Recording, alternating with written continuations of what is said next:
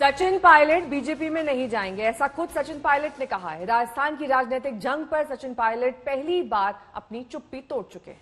India today magazine से बातचीत में सचिन पायलट ने साफ कहा कि वो अभी तक कांग्रेसी हैं और उनका बीजेपी में जाने का ना तो कोई इरादा है, ना ही उनकी बीजेपी के किसी नेता से कोई बात या मुलाकात हुई है।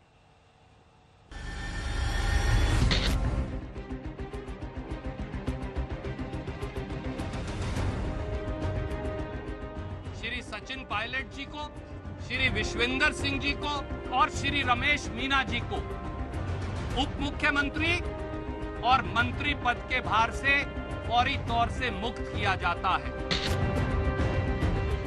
भारतीय जनता पार्टी जो षड्यंत्र कर रही थी, लेकिन आगा मैंने कई बार किया कि षड्यंत्र बहुत बड़ा षड्यंत्र है, हॉर्स ट्रेडिंग का षड्यंत्र है और उसमें हमारे किसी नेता को ट्रैप में नहीं आना चाहिए। रिश्ते का दी एंड हो गया। सचिन पायलट पर गाज गिरा दी गई।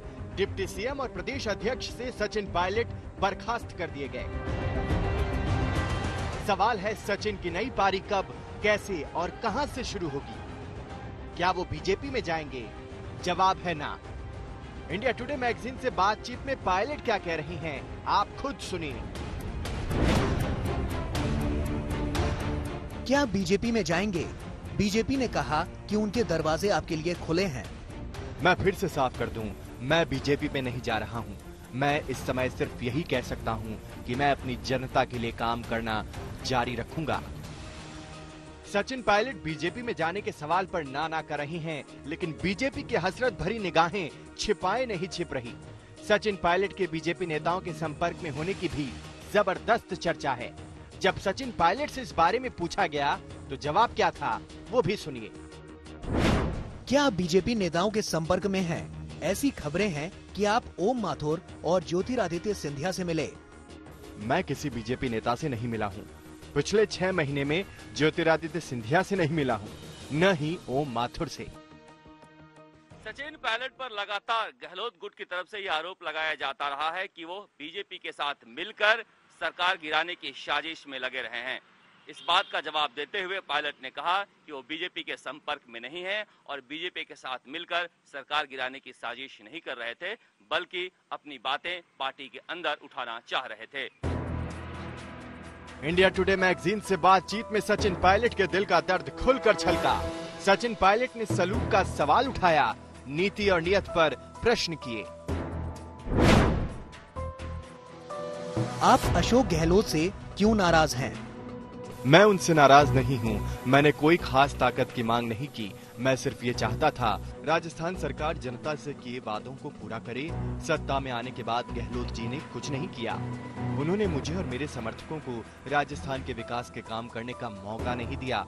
अधिकारियों को आदेश दिए कि वो मेरे आदेशों को न माने। मेरे पास फाइलें नहीं आती थी। कैबिनेट और कांग्रेस की बैठक महीनों तक नहीं हुई। ऐसे पद का क्या फायदा जहां मैं जनता से किए वादों को पूरा न कर सकूं। हमने सचिन पायलट से यह भी पूछा कि अगर शिकवा शिकायत थी तो घर के अंदर सुलझाने की कोशिश क्यों नहीं की? जब बुलावा था तो बैठक में क्यों नहीं गए? सचिन पायलट ने क्या जवाब दिया, सुनिए। रूठने की जगह आपने पार्टी में मुद्दा क्यों नहीं उठाया? मैंने कई बार मुद्दों को उठाया। मैंने राजस्थान कांग्रेस के प्रभारी अविनाश पांडे जी और अन्य सीनियर नेताओं को भी जानकारी दी थी। मैंने गहलोत जी के सामने भी अपनी बात रखी थी, लेकिन जैसा कि मैंने कहा, मंत्रियों और विधायकों के बीच मुश्किल से कोई बैठक होती थी।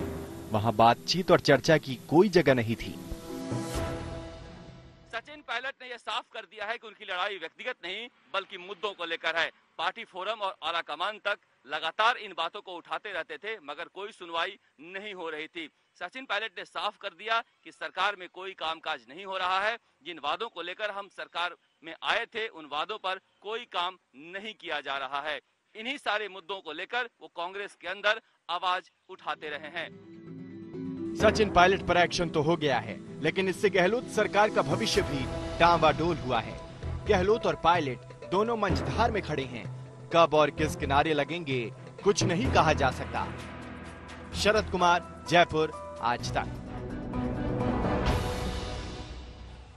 हालांकि इस बीच सचिन पायलट के लिए आगे का रास्ता आसान नहीं होगा, उनके सामने कई चुनौतियां हैं, लेकिन ऐसे में विकल्प क्या है सचिन पायलट के सामने, ये भी हम आपको बता देते हैं। दरअसल 6 विकल्पों की इस नीति पर वो काम कर सकते हैं कि कांग्रेस में रहकर समान की लड़ाई लड़ें या फिर युवा नेताओं के साथ वो जिस तरह से अभी चल रहे हैं वैसे चलें और विधायकों को अपने साथ जोड़ें, अपनी ताकत बढ़ाएं ताकि ज्यादा कुछ नेगोशिएट कर पाने की स्थिति में हो, या फिर बीजेपी में जाने की जो अटकलें हैं वो रास्ता अपना बंद ना करें। लेकिन ऐसे में कितने विधायक उनके साथ बीजेपी में जाने को लेकर सहमत होंगे, ये देखना होगा।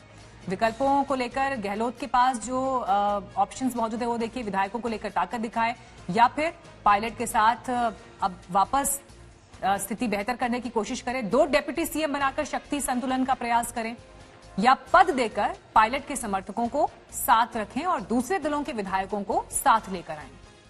नमस्कार, मैं हूं अंजना ओम कश्यप। हमें उम्मीद है ये वीडियो आपको पसंद आया होगा। लेटेस्ट खबरों के लिए यूं ही देखते रहिए आज तक और इस वीडियो के पसंद आने पर लाइक, शेयर एंड सब्सक्राइब करना ना भूलें।